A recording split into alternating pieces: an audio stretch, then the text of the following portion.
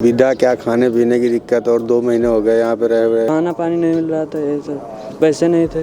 दिन दिन फिर भी खाने पीने की दिक्कत हो रही है, ना पैसे तो करें तो क्या करें हम। अमीरी की चाह कोठी तक और गरीबी की चाह रोटी तक, एक ही शहर की ये दो तस्वीरें बताती है कि गांव अपना होता है और शहर पराया। क्योंकि शहर में हर चीज की कीमत है, यहाँ तो जज्बात भी बिकते हैं, बस खरीदार होना चाहिए। वो गांव अपना था जहां घर से निकलने से पहले भी लोगों ने सिर्फ दुआएं ही दी थी। अपने भविष्य को उज्जवल बनाने के लिए कई लोग अपने गांव को छोड़कर शहर की तरफ निकल पड़े कि एक दिन ये शहर उन्हें अपना लेगा। लेकिन ये शहर है, हर चीज की यहाँ कीमत है। यहाँ सब कुछ जानने के बाद भी सब बेगाना सा है। लॉकडाउन लागू होने के बाद देश की जो तस्वीर आई वो रुलाने वाली थी। जिस भूख को मिटाने के लिए लोग शहरों में आए थे, आज उसी भूख उसी रोटी की वजह से लोग गांव की ओर लौट रहे थे। तो वहीं जब लॉकडाउन के तीसरे चरण में कुछ छूट दी गई तो लोग अपने घर लौटने के लिए कुछ भी करने को तैयार थे।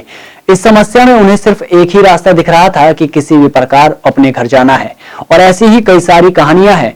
ऐसी ही एक कहानी हमारे सामने आई शास्त्री पार्क थाने से। अंधेरे में ट्रकों से उतरते ये लोग कोई चोर, आतंकवादी या गुनहगार नहीं है, बल्कि मजदूर हैं। वो मजदूर जो इस देश के विकास की नींव का पहला हिस्सा है। वो मजदूर जिनके कंधों पर ये देश खड़ा है। लेकिन आज ये मजदूर कम, मजबूर ज्यादा नजर आते हैं। ये निकल पड़े हैं अपने घर के लिए, क्योंकि जिस शहर को उन्होंने अपनी जिंदगी का सबसे कीमती समय दिया, आज वो बेगाना सा लगता है। हालांकि सरकार और प्रशासन तमाम कोशिश कर रही है कि लॉकडाउन में फंसे मजदूरों की पूरी मदद की जाए, उन तक खाना पहुंचाया जाए, लेकिन ये धरातल पर नाकाफी नजर आते हैं। यही वजह है कि मजदूर ट्रकों में, रेलवे की पटरियों से, साइकिल से कई 100 किलोमीटर तक का सफर करने के लिए तैयार है।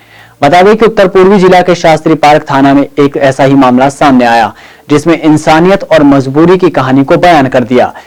दरअसल दिल्ली पुलिस ने ट्रक की चेकिंग की तो उसमें सामान नहीं निकला, बल्कि लोग निकले जो दिल्ली से अपने गांव बहराइच जाना चाहते थे। इतना ही नहीं, इसमें एक दो नहीं बल्कि 2 दर्जन लोग गांव के लिए निकले थे। आरिफ कहाँ रहते? कैलाश नगर। कहाँ जा रहे थे? गोंडा। कैसे जा रहे थे? इससे डीसीएम से। डीसीएम से कितने बंदे? 5 बंदे हम थे। नहीं, कुल कितने बंदे? 24 बंदे। 24 बंदे जी। कोई सोशल डिस्टेंसिंग नहीं, परेशान थे 2 महीने से सर, क्या करें। अरे काम धंधा नहीं है, परेशान यहाँ रह के। सरकार तो सब दे रही है, सरकार सुविधा दे रही है, लेकिन वो अच्छे लोग को दे रही है, गरीब को कहाँ दे रही है। ये जो केजरीवाल जी वादे कर रहे हैं, सब मुफ्त राशन मिल रहा है, वो किसे मिल रहा है? तो जिसका राशन कार्ड वगैरह है, यहाँ का घर है, उसको मिल रहा है। हम लोग तो किराएदार हैं, ऐसे ही लोकल। सद्दाम कहाँ जा रहे थे? आ रहे थे, दिल्ली से जाना था बहराइच।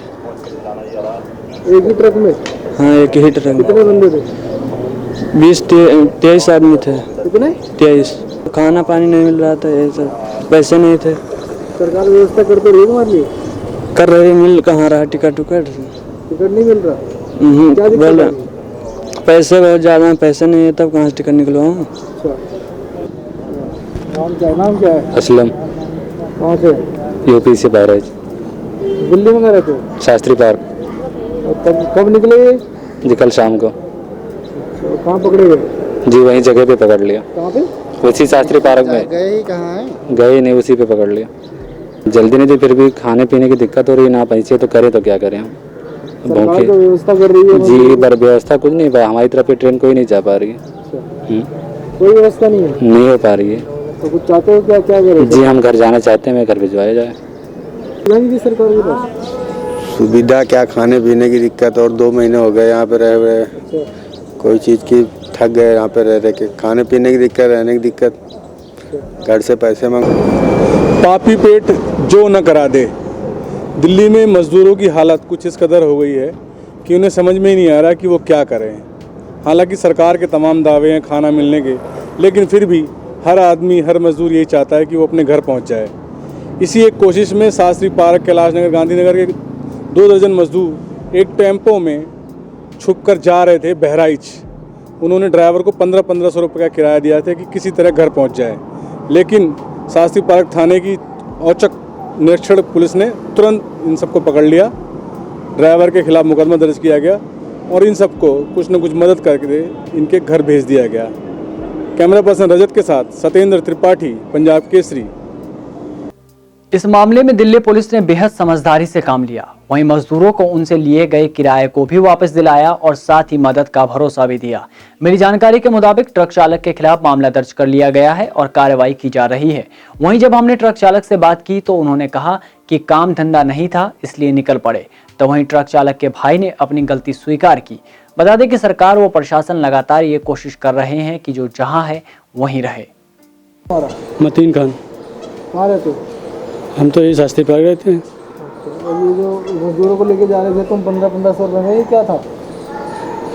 ये त्यौहार करने के लिए सब घर जा रहे थे। मजदूर काम धाम बंद था, यहाँ कोई खाने पीने का जुगाड़ नहीं था तो घर अपने अपने जा रहे थे। इकट्ठे 24 लोगों को ले जा रहे थे? हाँ जी इकट्ठे एक साथ? हाँ जी। ये सोशल डिस्टेंसिंग का कोई ध्यान नहीं है? ध्यान होता तो सर गलती हो जाती तो क्यों ले जाते। अरे भाई सारा देश इतना वो कर रहा है, तुम्हारी गलती वो तो बात सही है, गलती तो हो गई, पहली बार किया गलती। कितने बंदों से पैसे लिए? पैसे तो 24 बंदे से ले लिए पूरे थे। ले लिए? हाँ ले लिए थे, पैसे वापस भी कर दिया अभी। कब करे? अभी यहीं से वापस हो गए थाने से। कल कहाँ पकड़े गए थे? वही ठिए पे ही। अपने ठीक है? हाँ भरते ही हुए पकड़े गए थे। अब फिर क्या करना? जी अब कैसे करना? अब जो आप लोग के हाथ में है सर, अब क्या करें, गरीब है। और कौन था तुम्हारे साथ? बस और साथ के ये सब घर जाने वाले थे। और कौन? दो बंदे और थे। मालिक का ड्राइवर कौन था? ड्राइवर कौन है? भाई है, ड्राइवर सब। भाई है तुम्हारा? हाँ भाई है। हाँ, क्या नाम है? आरिफ खान। तुम लेके जा रहे थे बंदों को? ये सब त्यौहार करने जा रहे थे। त्योहार करने जा रहे थे? और क्या अच्छा जी, 24 बंदों को इकट्ठे ही? सर, यहाँ कोई काम धाम नहीं था इसलिए जा रहे थे।